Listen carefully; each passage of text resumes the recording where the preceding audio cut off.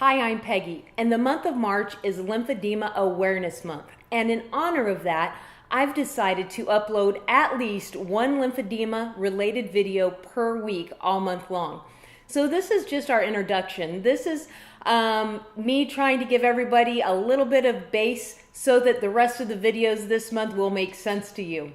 So just a little bit about lymphedema. Lymphedema affects about 10 million people in America alone.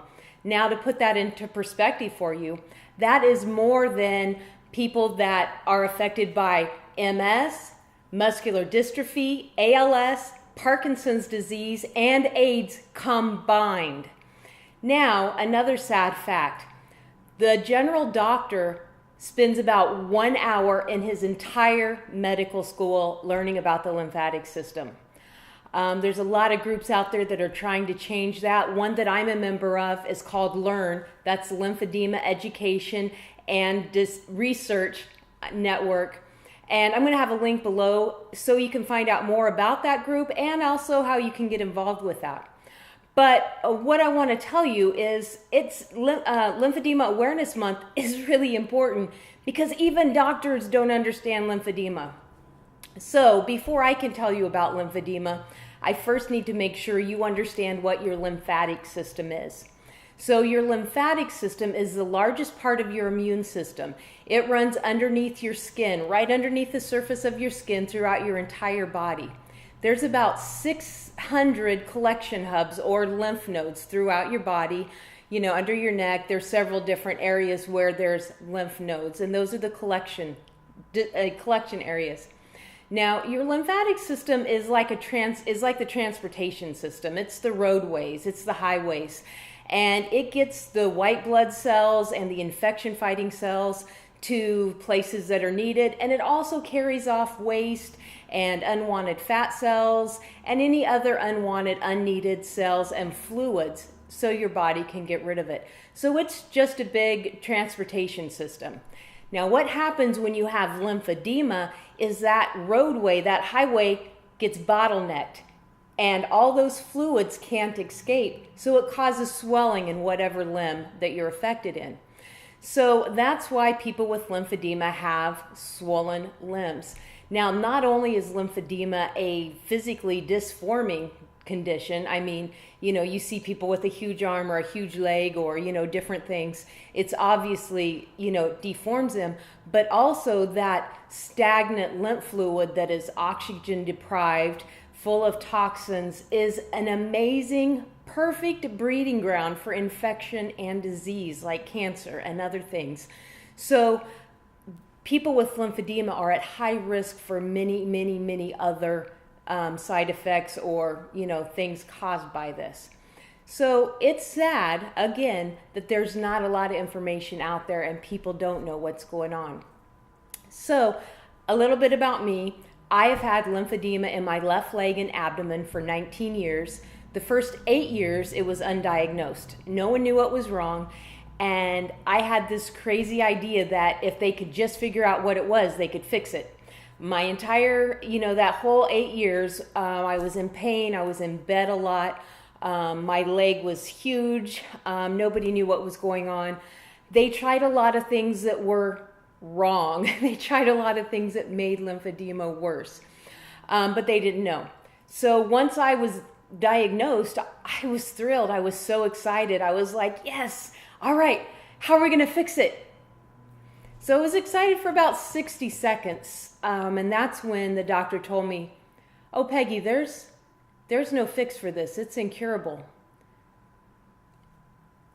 I was devastated.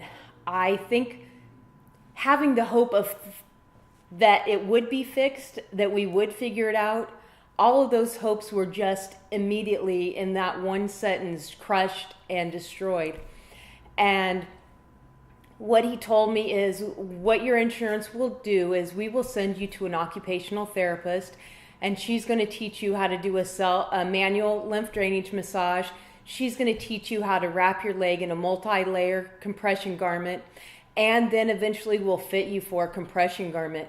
And pretty much right now is the best you'll ever be. But we will teach you how to maintain it and how to control it, so hopefully it doesn't get worse very fast. I can't even tell you how devastating that was. But I did exactly what they said. I went to the occupational therapist. I soaked it up. I did everything she told me to do. No extreme hot, no extreme cold, no saunas, no hot tubs, no cuts, no scratches, no bruises. Protect your leg. Don't let anything happen to it. Blah, blah, blah. I did everything. The massages every day, the multi-layer compression wraps, bandages. I did all of that. And then I got fitted for my first compression garment. Now, this was quite a road because I don't just have lymphedema in my leg, I also have it in my abdomen. So I wear a custom fitted garment. It covers my toes. Each toe have a toe cap. And then the garment goes up my left leg, around my abdomen and waist, and down to the middle of my thigh on my right leg. So it's kind of like 3/4 of a pantyhose, except for grosser. But anyway, it took a while to get this process going. And then my first garment was an absolute nightmare. It hurt. It was uncomfortable. It was absolutely terrible. And plus I'm going through all these emotions, trying to come to realization that this is my life. So finally I went back to the therapist. I was like, I'm doing what you said, but this garment is hurting my leg. I'm pinching, all these things. And so she said, well, let's try this other brand. And that was my first Juzo compression garment. I was fitted for a Juzo compression garment, and I'll be honest, it still sucked. I mean, compression garments suck, but it sucked a whole lot less than the last one.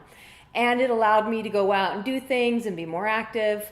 But here I still have this huge leg, and I always wear jeans. I haven't worn a dress for years at this point. Or shorts or anything else, because I got this, deformed leg.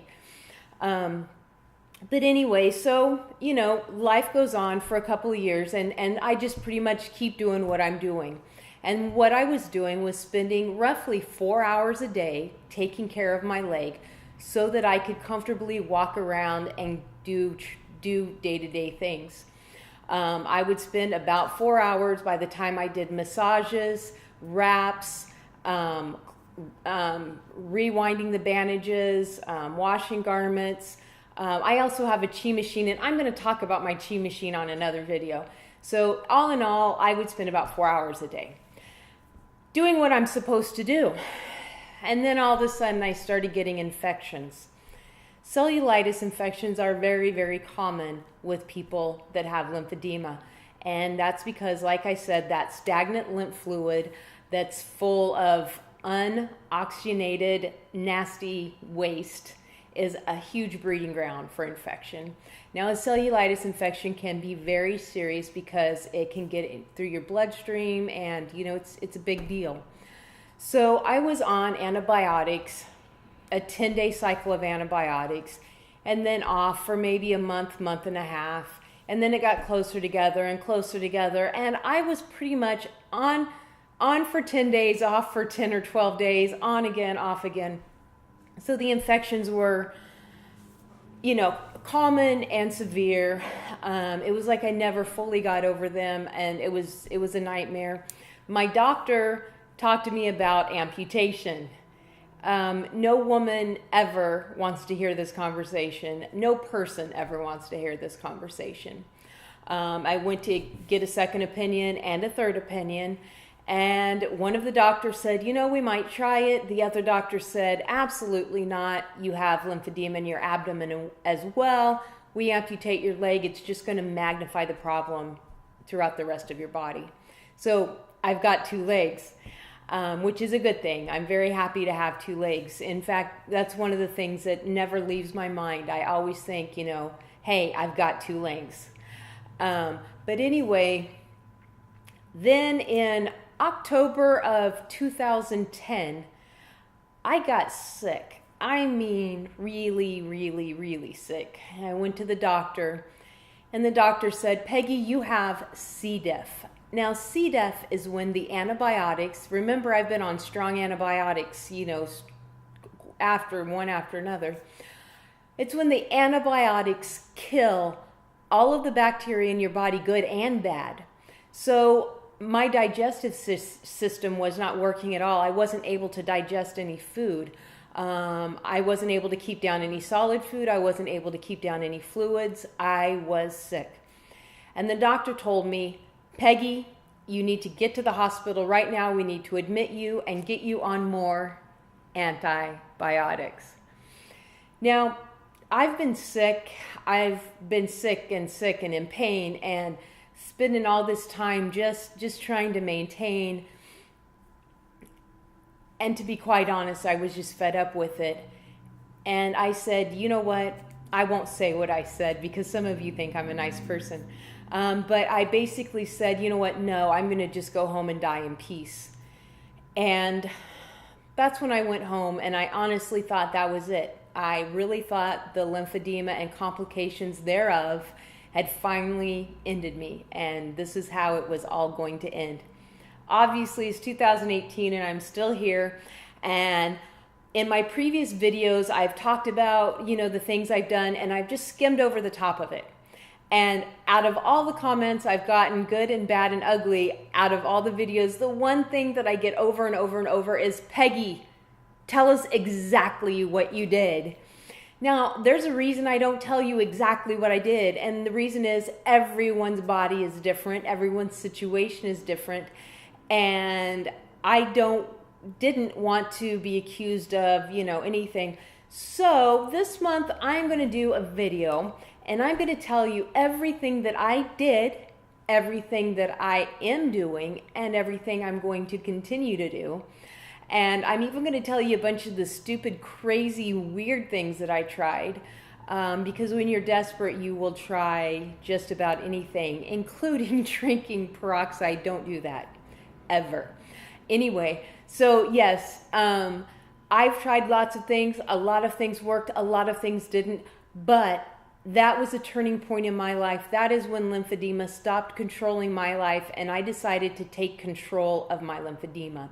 So I hope you enjoyed this video, and I hope that it was insightful to some of you. I hope that you continue to watch my series this month, and I hope that you share this with anybody that you know it would be helpful for. And if you don't know anyone in your life that has lymphedema, now you know about lymphedema, so maybe when something comes up, you'll be able to pass it on and help someone out. So thank you so much. Again, you can subscribe to my YouTube channel. Normally my YouTube channel is mainly photography related, but I have a playlist that's called My Lymphedema Journey. So make sure you follow that playlist so that you don't miss any of my really cool videos. All right, guys, thank you so much and have a great week. And I'm going to be back really soon. So I hope you don't get tired of me the month of March. Make sure you check out Learn, the links below, and I will talk to you soon. All right, bye-bye.